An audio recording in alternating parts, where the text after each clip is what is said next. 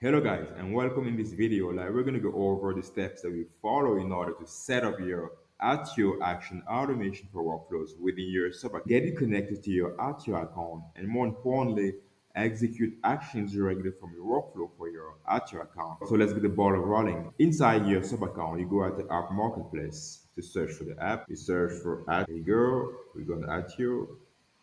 We go at install, allow and install. There are some credentials required in order to get the installation going, which is to provide the client ID and the client secret. So how do we get them? We just have to switch to our Attio account. Let's do it right now. We come up here, drop up, drop down, account settings. We come down here at the developers. We already have some creds created here. Okay, so we can just try this one, like cred, and you just have to come here at scopes.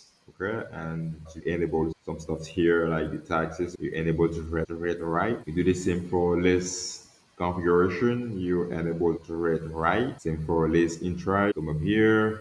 You do the same for user management. When you're done, scroll down here, you come here, and you paste the redirect URL that you can copy on the app.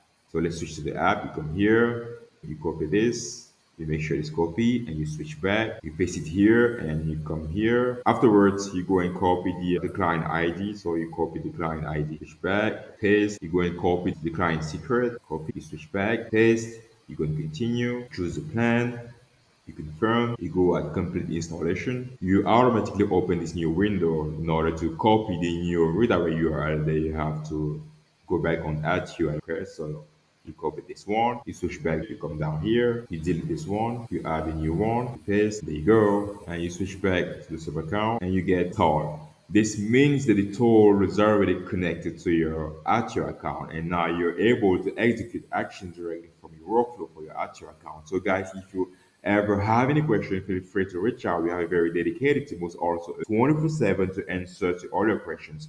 If you liked this video at some point, guys, don't forget to give some thumbs up and thank you for watching.